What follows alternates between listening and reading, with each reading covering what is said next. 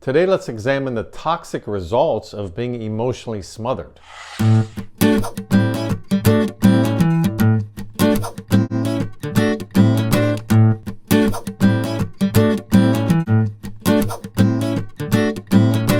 So the big confusing part about being emotionally smothered, it's done under the guise of you are wonderful. I'm going to put you on a pedestal. Because being emotionally smothered is done under this guise, it appears to be something that can't possibly harm us. Is being put on a pedestal the same as being forced to have sex with one's own father over a period of many years? Is being emotionally smothered somehow as bad as being punched in the face and beaten up by one's own mother over many years? So when it's compared and contrasted in these ways, it seems like, oh, being emotionally smothered is no big deal.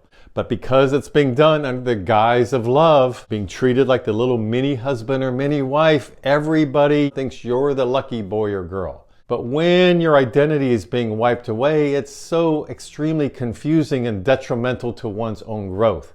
That's why adult children who are victims of this struggle in dealing with this in therapy, because they can't believe they have cognitive dissonance about the fact that they really were abused. The therapist may use terms like, you were emotionally abused. What was that like for you? You're a victim of abuse. And usually the client initially is looking around like, well, who was abused here? Because I wasn't abused. I don't even resonate with those terms. No, there's kids who are starving, who are bloodied. There's kids, I read about them, they were shoved in closets for weeks on end. That never happened to me. I wasn't abused. And so that slows down the process of healing from being emotionally smothered. That's the cognitive dissonance that's hard to get over, the fact that this even is a form of abuse. But it is. When you have adult children who are now suicidal or unable to engage in healthy relationships, who have low self-esteem or depressed, perhaps have addiction issues, eating disorders, and so on, it's all a result of being emotionally smothered. It is a big deal.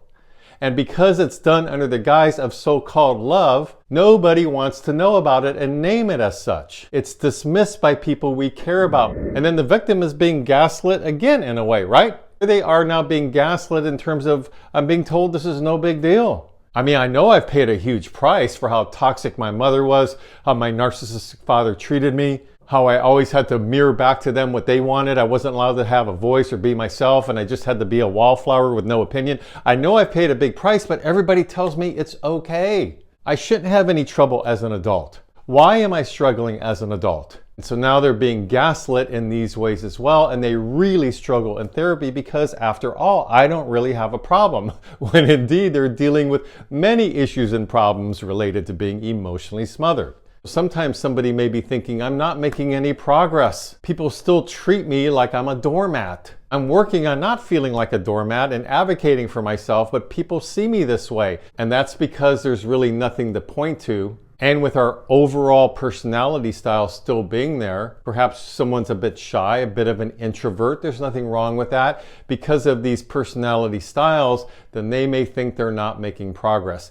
With something as insidious as emotional smothering, emotional incest, we have to continually advocate for ourselves as we go through life. Everyone we've grown up with perhaps may see us as that little boy or little girl and treat us this way. So it takes a continued effort to share who we are, let our opinions and our thoughts and feelings and so on be known. And another important aspect that is there with this form of abuse that may not necessarily be there so much with other forms, and again, not that one form of abuse is worse than another, it's just looking at the commonalities that go along with being emotionally smothered, is that with other forms of abuse, there often may be a child there. There's a person there.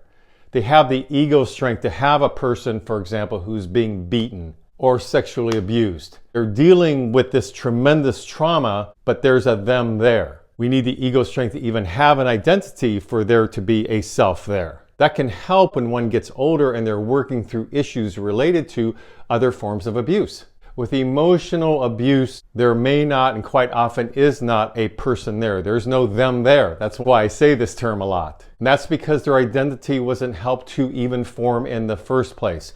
with other forms of abuse, there may be an identity that's already formed. When there's no identity there that's even formed in the first place, then how do we navigate absolute confusion and absolute terror and being decimated in terms of who we are as a person? We're not supposed to have an identity. We just have to be the mirror for our mother or father. So now without an identity that's taken root in any way, because how could it? And now being treated like you're the king or queen and we bow to you, that's putting a child on a pedestal. With all this gaslighting and manipulation going on, now you set this child out into their adult life and whoa, it's a big deal to work on this because there's nothing to point to. It's extra confusing because the very people, your parents, who are making everything look okay on the outside are the ones actually doing the damage that holds you back in life. People who are now adults who have been emotionally smothered, of course, are now going to probably, without doing some work, have somebody significant in their life,